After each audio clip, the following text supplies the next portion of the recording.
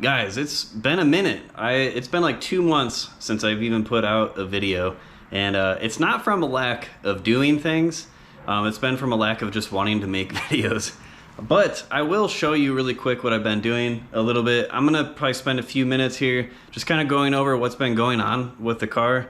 If you're new to the channel and you're not familiar, this is a 1973 Javelin AMX. I basically spent a couple years getting this thing from completely dilapidated, basically barn find condition, to what you see here, which outwardly doesn't look like much, but I did a lot of work. I did a lot of work on the inside, which you can't really tell right now because it's completely blown apart.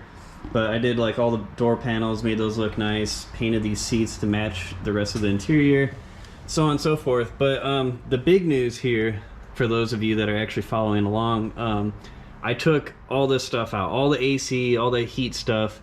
It's all out of the car right now, and I went through a lot of work getting that stuff restored, and I'll share some pictures and whatnot. I could probably make some sort of video to show you a little bit of the work that I did do if you're interested in that, so if you are, please leave a comment. But anyways, I have all that stuff out right now, and that's been like a whole completely different project. I've spent easily 30 or 40 hours just getting it to the point where it's ready to be put back into the car. And I'm gonna have AZ AMC Restorations help me out with putting that back in. Then there's another place called RMAC here in town, in the Phoenix metro area at least, and they do a lot of like AC stuff with like hoses and just connecting things and testing systems and all that. So they will be finishing out that work. Then I'm gonna get everything back and put the dash back together. So that's one huge project that I've been working on lately. I made this like homemade cowl induction air cleaner because I do have the hood for it, and it works good. I actually got a good picture from the inside of the car through where the blower motor usually is, and you could see where it seals like perfectly to the hood. But I'm probably gonna ruin all that today because I'm gonna take this carburetor off, which is, I don't know if you can see this. This is a Holley 670 Street Avenger carburetor. It's vacuum secondaries. My plan here is to take this carburetor off, and I have a double pumper that I rebuilt. That's another thing that I've done in the past couple months. I rebuilt a double pumper Holley 750. Obviously that would be mechanical secondaries and all that. So I'm gonna put that on here, and I also have a 1/2 inch spacer that I'd like to put on. And this has like an insulator pad under the carb right now, but I don't know how well that's gonna work with the height of everything. I used a 3-inch tall pan for this, and I should have used like a 2-inch to give me a little more space. You know, I could just use carb spacers or something to make up the difference if I needed to. This does have a decent amount of squish. I don't know if that's quite 1/2 inch worth, but we're gonna see here, I guess. This carburetor works pretty fine. One of the things that I noticed is that when I'm like full, just wide open throttle and accelerating, it's like the carburetor takes a second to kind of catch up to the engine's demands. So I'll be like 4,000 plus RPM when it finally like kicks open to secondary and things really start moving. And I was watching somebody else's video on YouTube where they're messing with the distributor timing curve, and I was like, I can't believe I haven't even thought about that yet. So I still have the factory springs in there that are like the 2 heavy ones, where all your timing doesn't come in until like 4,000 or 4,500 RPM. So what I'm gonna do today is change the springs so all my timing comes in by like 2,800 or 3,000 RPM. So that should help my lower end acceleration quite a bit. And then that's kind of like what the mechanical secondary carburetor should help with also, is the just better response. You know, I'm gonna get that secondary open faster, and it's gonna take some more tuning. I've spent a lot of time tuning this carburetor, just getting this to work how I want it to, and now I'm taking it off, which is just stupid, really. I mean, ultimately, my plan is to get EFI on here, so this is probably just a temporary thing. I've gone back and forth on this so much, I just don't know if I even really want to do it. This car is basically a daily driver for me right now.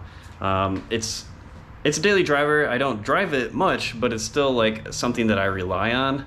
So I'm a little afraid to put on a carburetor without a choke at all and all that stuff, because I'm afraid. I mean, right now it's January in Arizona, which you think Arizona never gets cold, right? Wrong.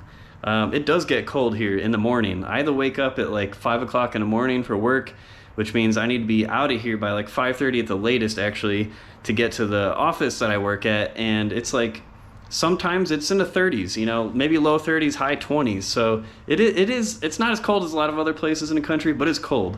And these carbureted engines don't really like starting. I mean, performance engines with carburetors in the cold, they're not friends. They don't like it. So I'm a little afraid, a little reticent to get rid of the perfectly functioning carburetor. But worst case scenario, I'll still have this carburetor. I can just slap it back on there and everything will be good. But I do have some tuning parts for the carburetor. Like I have a bigger pump nozzle. I have like a whole set of jets. I have all the gaskets I need and everything. So I should be okay. But I'm gonna get some lighting here and I'm gonna swap out those springs first and foremost. And then, I don't know, we'll see. We'll just take it from there. Okay, so I got the cap off, and as you can see, there are 2 blue springs on there right now. And it took a little bit of searching because this distributor doesn't have instructions with it online if you look for it, so I had to do a little bit of digging. And I found this is a Summit spring kit instructions, which is made to work with this distributor. And it has 2 blue springs, so I just scrolled down here until I found that. It says, I don't know if this is focusing or not, but it says timing curve, 2 blue springs, and it shows the timing being all in at about 4,000 RPM. Don't know if you can see that once again. That gives me like a good starting point. So I am gonna show you the instructions that come with the Moroso kit that I got. It's much more confusing. This is tiny, so if you if you zoom in a little bit, you can see what it kind of offers with the different springs. So it has 2 of each of these. So there's 2 light, 2 medium, 2 heavy. And I'm assuming this would be like if you used both. So it'd be like if you use 2 light springs, you'll have 10 degrees of advance by 1500 RPM. And my bushing that's in here limits my mechanical advance to 21 degrees. So if I did 2 of the light springs, I would be all in by about like 2400 based off of this, it looks like.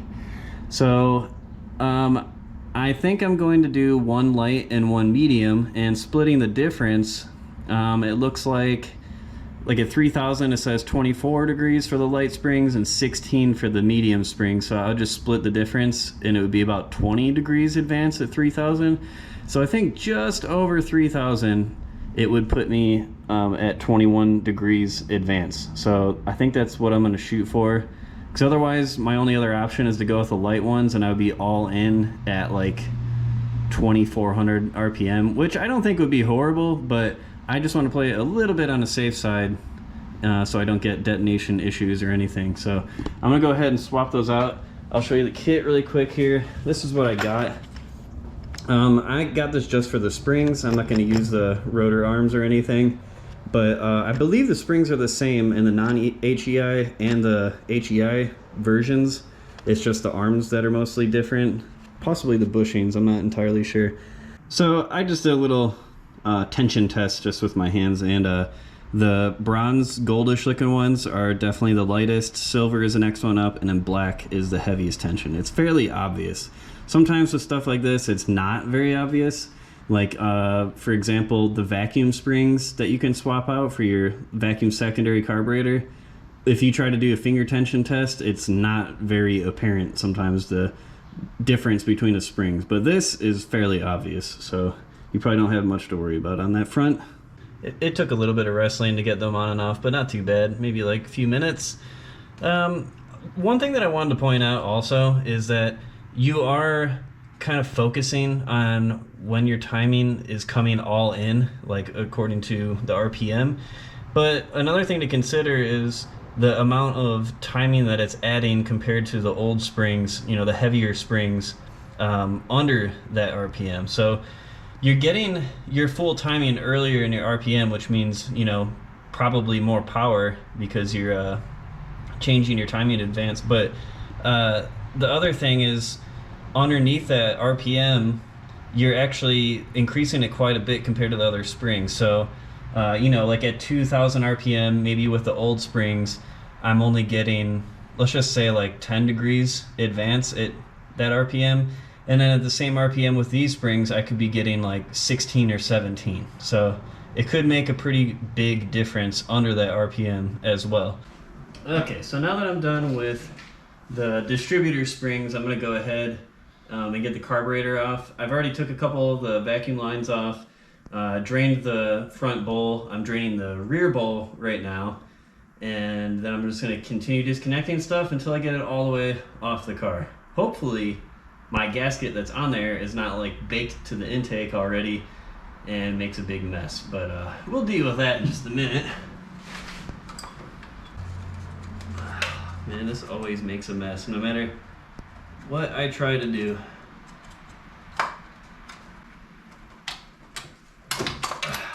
Yep, all over the back of the engine, sweet.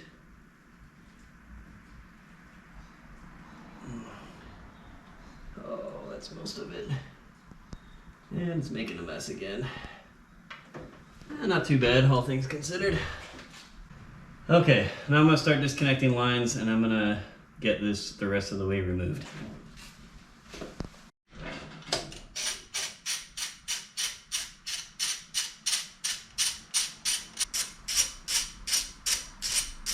Let's see here. I think everything is off. Just need to pop it off. I got the bracket right here. I'll just let that sit off to the side. Let's see if I can pop this loose. Oh, wow. That came off way easier than I thought it would. Find a place to put this, I guess. Next thing, you get this gasket off. This insulator. That's thicker than I thought it was. Okay, I need to stuff some paper towels in there. Maybe another one. It's gonna need a little bit of persuasion. As you can see, everything is off. I did go ahead and clean up the base on the intake manifold there a little bit. There's just a little bit of remnants from the old insulator pad. I'm gonna do a little better job vacuuming. I already cleaned up around the carburetor, took the towels out, but I'm gonna vacuum around it because there's just junk sitting up there.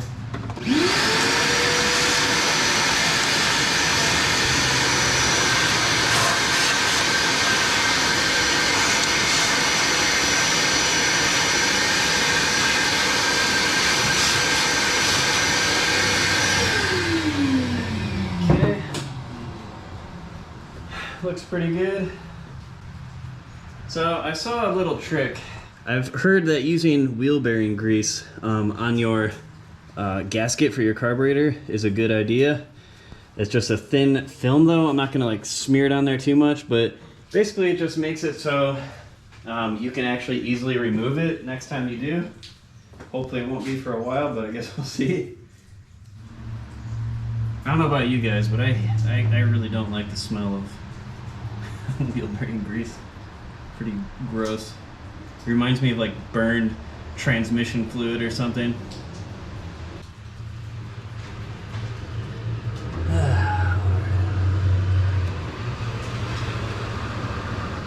Okay, this is a little tight. Oh, why is it going on? It's probably these threads or something. I don't know. It went on really freaking tight last time.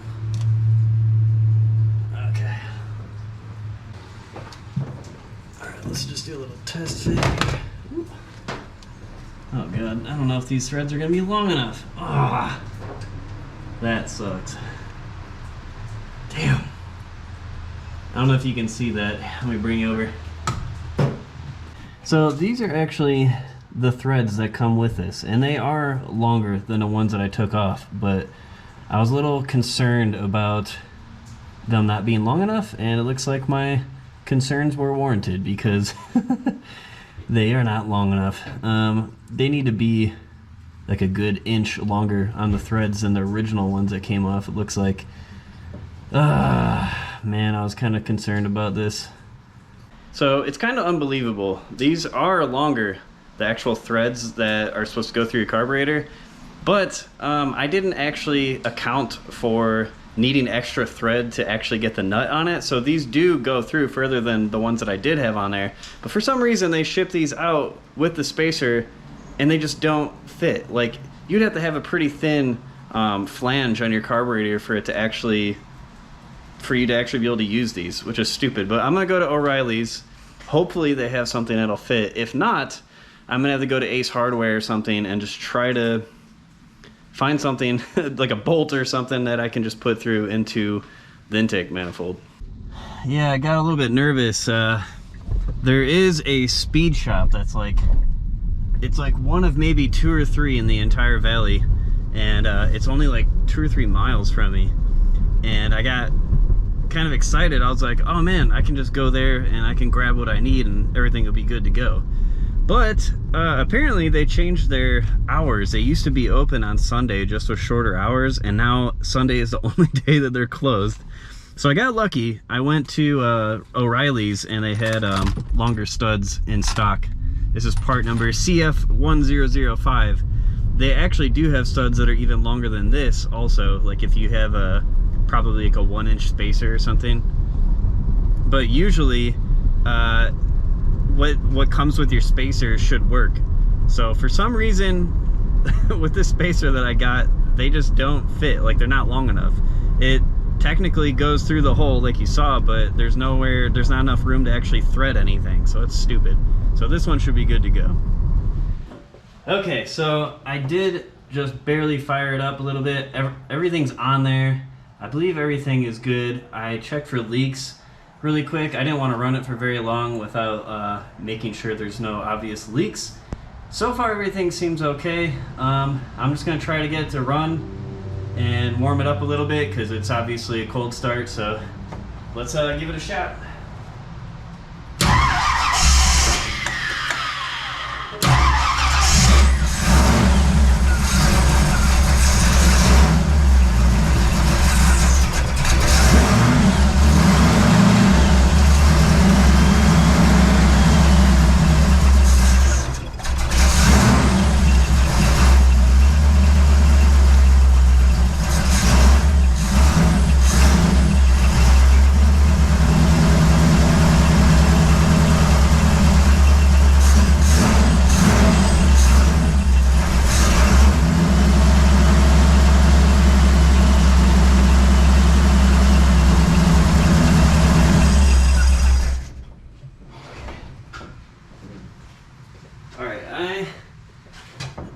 Check, let's see, everything still looks good. I think that I just need to turn the idle up and probably fatten up the idle mixture just a little bit. So I think I'm just going to start out with fattening up the idle mixture. I'll do about a 1/4 turn.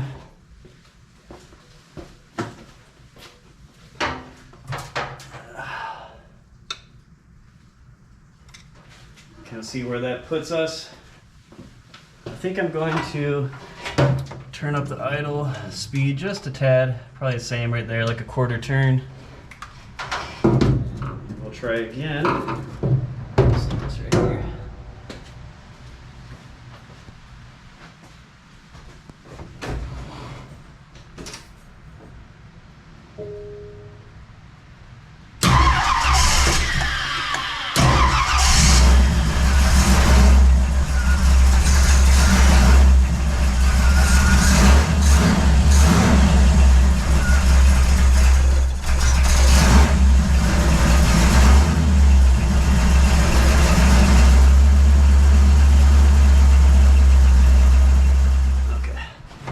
Turn up the idle speed so I can actually just get it running and kind of look at it. There we go. Woo, it's vibrating all over the place, huh?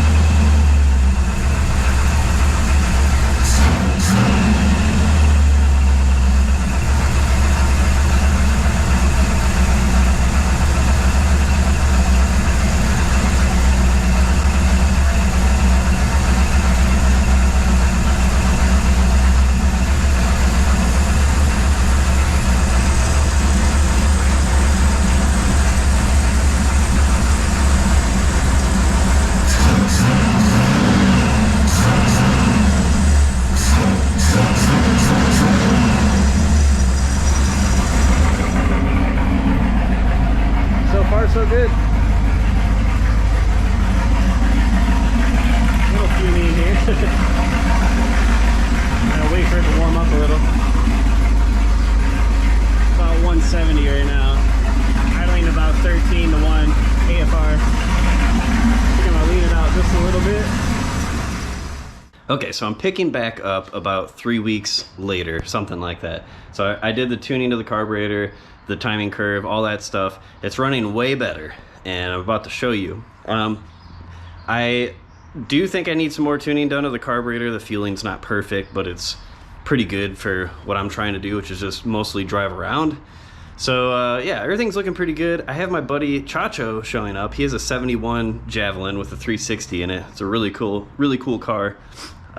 He's gonna be here shortly. I just wiped down the car a little bit, and we're pretty much ready to go. We're gonna go to Fountain Hills. There's a car show way over there. It's like 40 miles east of here, and they have a bunch of old cars there like every Sunday, which is like one of the only car shows I can actually hit on the weekend. And we're gonna go over there and probably just make people wonder if Javelins are really all that rare.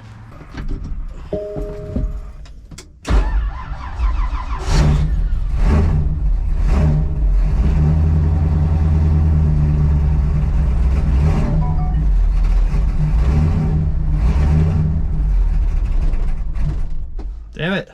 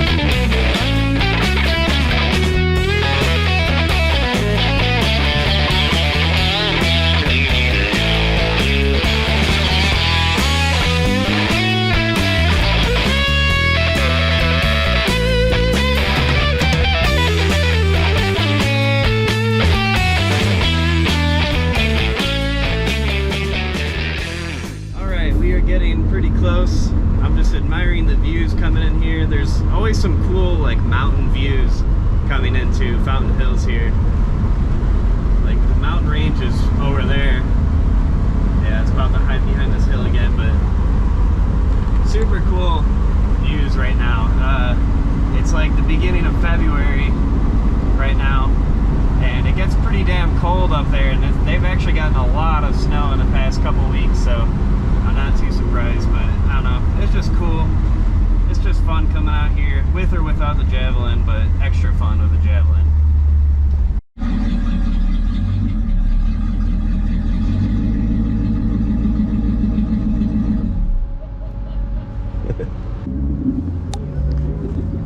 We made it.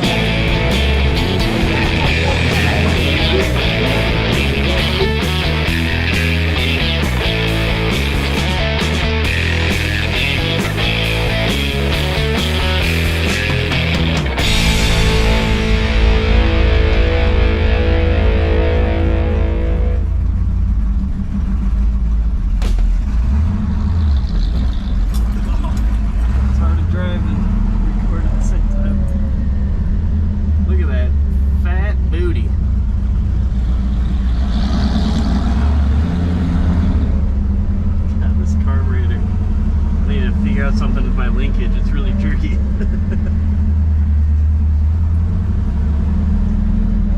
Thing looks awesome though.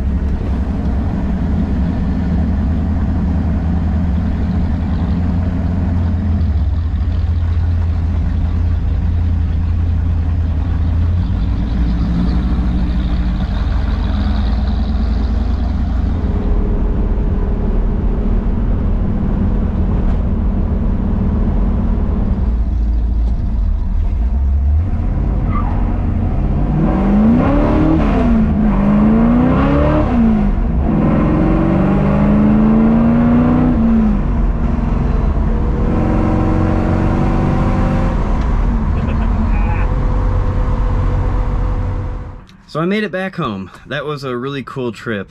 I didn't record a lot at the actual car show. We did look around. There was a pretty cool Camaro, like a 67, I think it was a 67 Camaro. And obviously that super awesome Pantera that we parked next to. But yeah, we went there, had some lunch, and everything was cool. Drove back, no issues. The carburetor, getting back to like the actual main subject of this video, we're probably gonna move from a 28 to a 31 squirter nozzle, and then I think that I might end up going down to like a 5.5 power valve from a 6.5.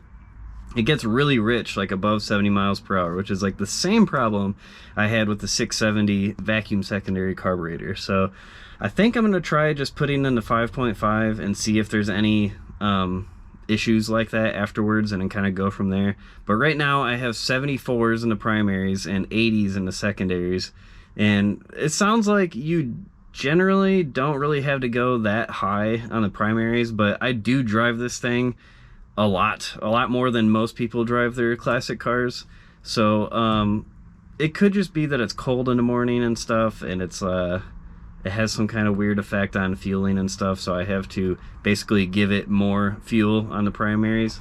But it's pretty solid throughout the whole RPM range, except for when I get above 70. So I'm gonna do some more tweaking, but that's pretty much it for this video. I do have some other things in the future that I have mentioned recently, like possibly some bodywork kind of stuff. I've never done anything like that before, really, so that should be interesting. I think there's a couple other things, but you're just gonna have to keep an eye out on Facebook or Instagram. There'll probably be something there, or just check back on this YouTube channel. If you like this video, please like it. Leave a comment, let me know what you thought, if you have any suggestions for carburetor tuning or anything like that. Oh, the distributor curve thing really helped this thing get some oomph. As you can see, I did like break the tires loose pretty good in first and second. It does have more in it, but that's for a different time. Thanks for watching, guys. Take it easy. Later.